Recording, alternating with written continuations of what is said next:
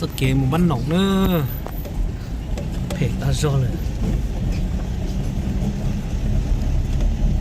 để mong chờ cửa hàng của ta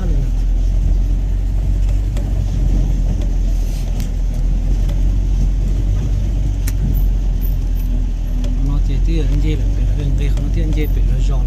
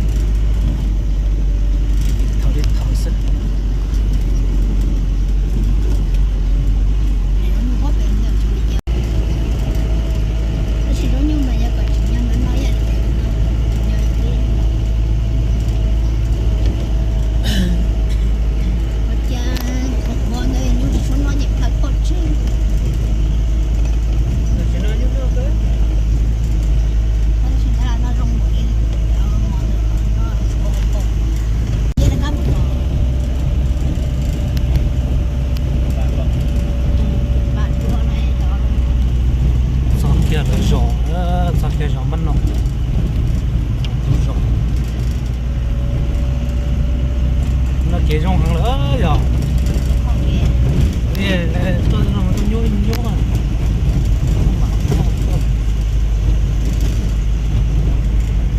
sao kìa cái gì đó con nó có thổ rất kế phú về sao có này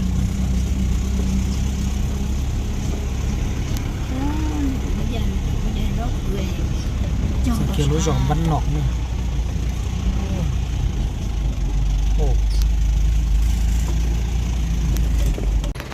sao kia lối giòn bắn nọc nó thổi cho nó cho kế tôi là nó tua nữa nhưng mà cho kế tôi là tua để nó tua đây là cái chế nó cái kho có khả năng tôi đã làm tốt tốt bắn nọc chứ cái khả năng tuột theo tôi chế khoai nhân tông cái mỏ than năng theo tôi để tại sao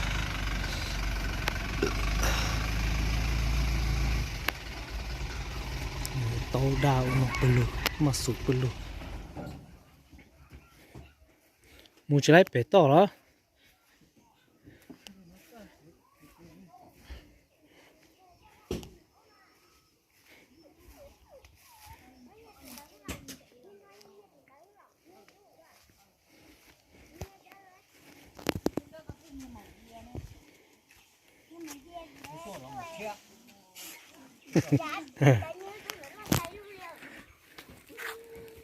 ô cắt to đầu vào sơ chú năng no muốn chết rồi nhá đê rồi chú năng no thì chết à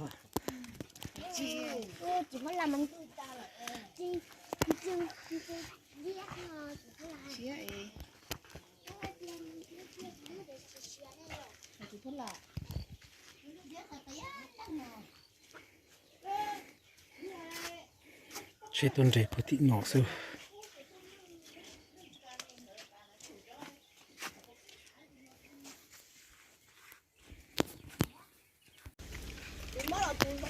nè chết cái bò để sát cái ra cái gì lông chè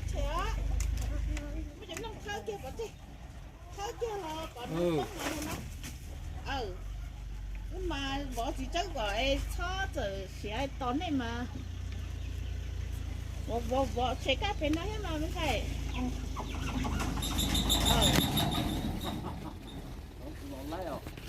lấy cái cá liều lấy cái cá liều vô ít chỉ cho ôi shit trời sao Nó chỉ có khó mà lo lái à. Luột thôi. Chỉ cá sấu thế mà lo lái á. Luột ta giọt kì.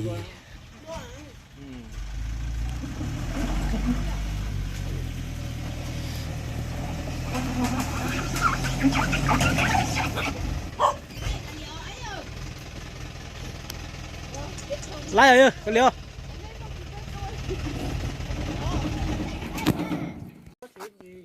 Còn nó không lo Ok nữa. à hay có chỉ bao rồi cho xong thi không thế lo không thế nó chắc nó tu phá xà hậu cá lo rồi bố chị vậy tao nói gì mà chỉ bố chị trả tôi chị buồn à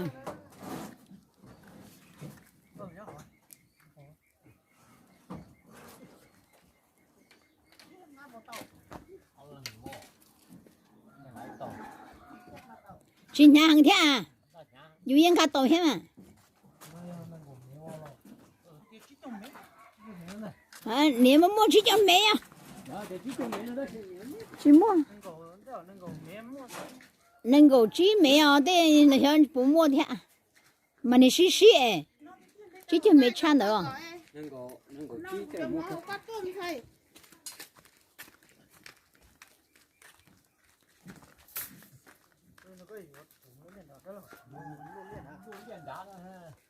cái cái yang cả tôi luộc hả thư tay cho nhiều phèn không? Có thể tao biết gì lúa gì. Nó lan luôn lại nó xí mà nó cho nên chín chay nó chơi cũng bằng tôi là cho nên chín chay nữa sao mà mới luôn chế tới tên miền đông luôn còn liên đó xí mà dùng chay chay Là dùng chay là cái gì là lọ. rảnh chỉ chơi rảnh tay tôi rảnh hòn tay lo chế tay chế từ Nhìn ta nữa, cái một cái là tôi lỗi nhiều rồi. biết mà Thế lộn thò lộn ra. ô Hắn rồi nó chua về, hắn rồi. ô ê luôn cho hắn đó lọt hồng rồi chả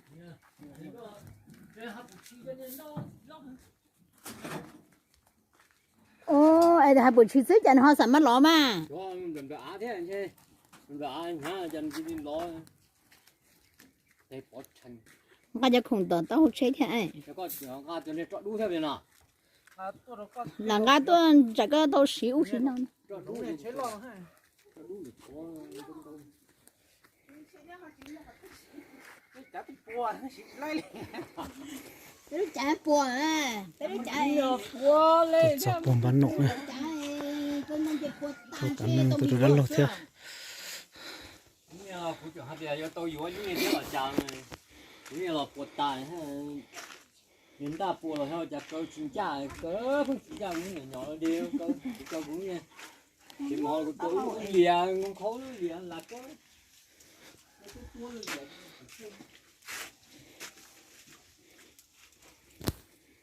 Trồng tu đây. Trên này là trồng tu. Ô, nó lên nào lên nồng. Theo trồng một tấn nhu theo rồi. có phải tôm nó lọc hả? có phải khi đã nuôi nó lọc Nó nâng nhớ cho tí nó gì. Nó mất chế lồng ta thôi. Thấy nếu mà nó mèo vậy. Cả tí trước cả tấn đồng đa vô. Ông lần sẽ chịu nâng nọ liền.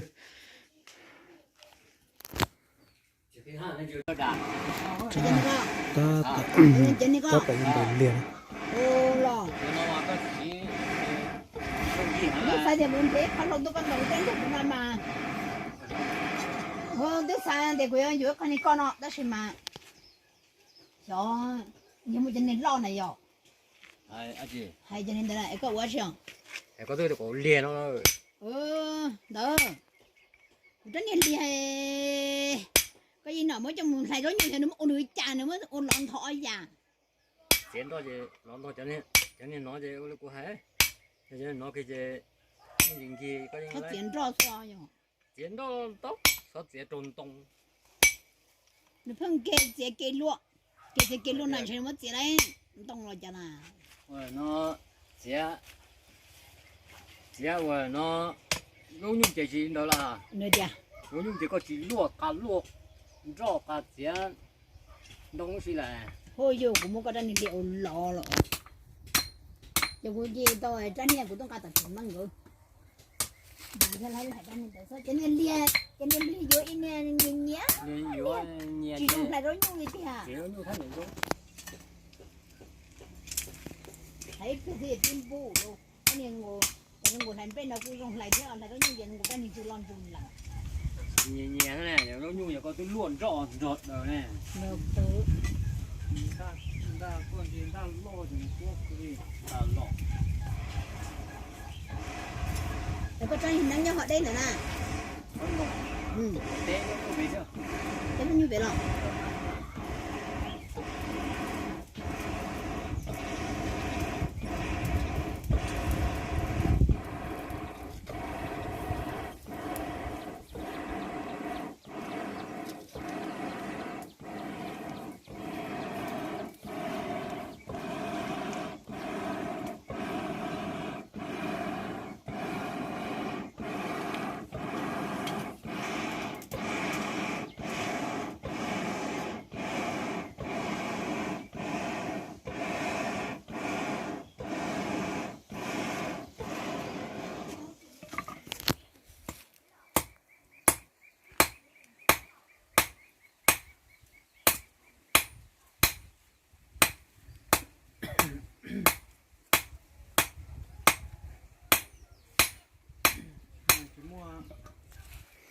mua mừng vậy ba tọt đồng liền trâu một lú sữa gì trâu mà thịt tiệt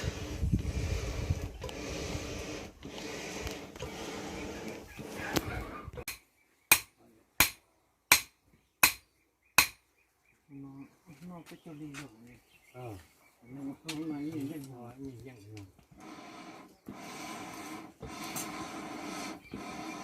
cho con na nó có nó cái chơi là nó làm cái gì thế nha nó nha nó là chúng mỏ mua mỏ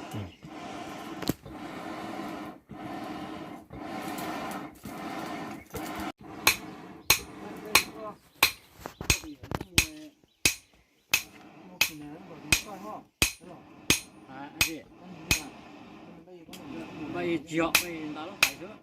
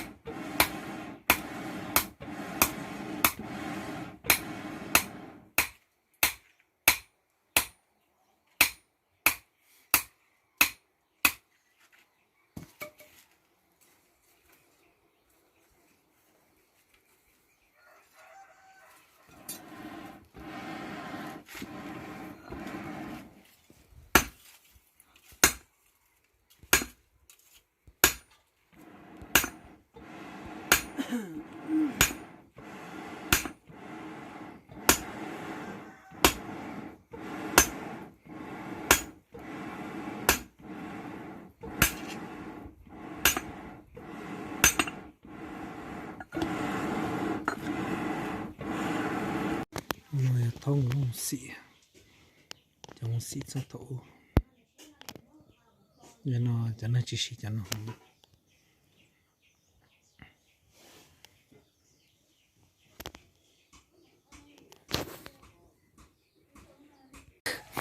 chế nhập phô thân tổng nó này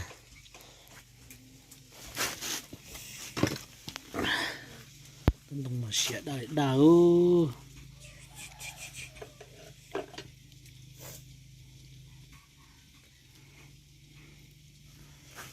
ta tạo chung mỏ để cho nó chảy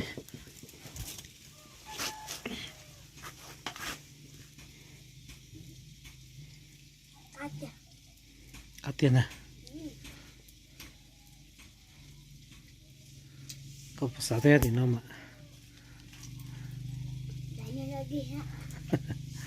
như thì nó lấy không nói ạ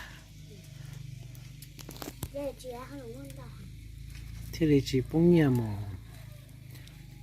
thế này thì chỉ lo mà tôi nói còn thằng massage nó sao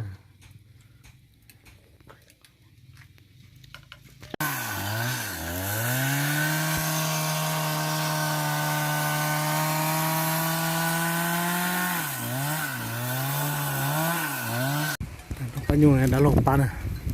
chúng nó nặng có tận tuồng cho nhiều nó đã lồng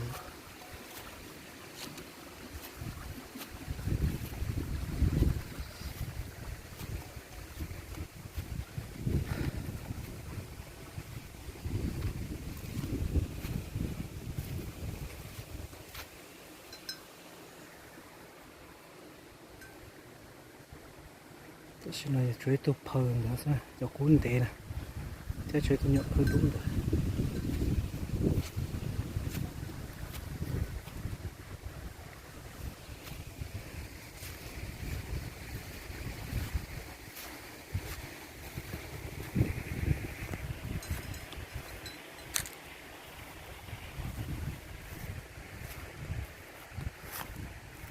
này lúc khăng nhu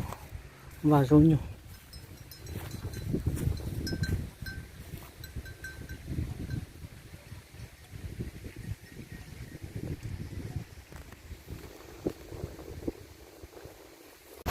trốn đủ đó bây giờ là một chế này nó đi chín mồm lại nó nó giòn bắn nụng đây rồi nhiều cho chị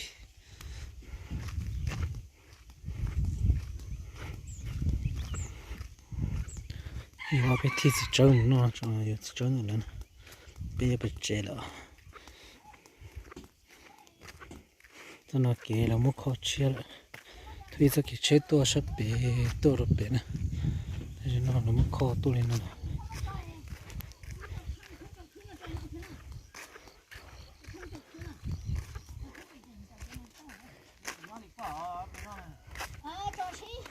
nhưng một con nhát cho con nhát mà con đó nó chơi này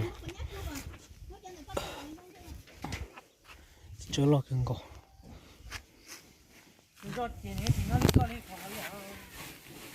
ô nhà cái lối thiên à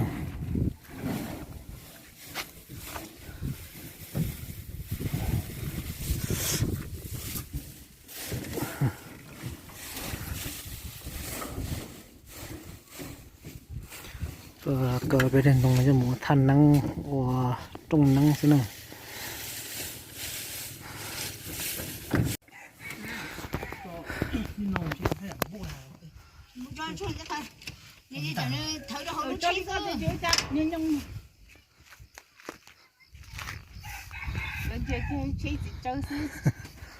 lấy chế gì chứ bây giờ thì trong một tổ trong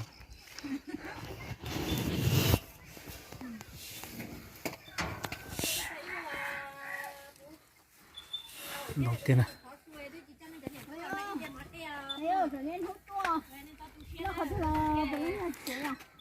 trong đầu chế bây giờ phải là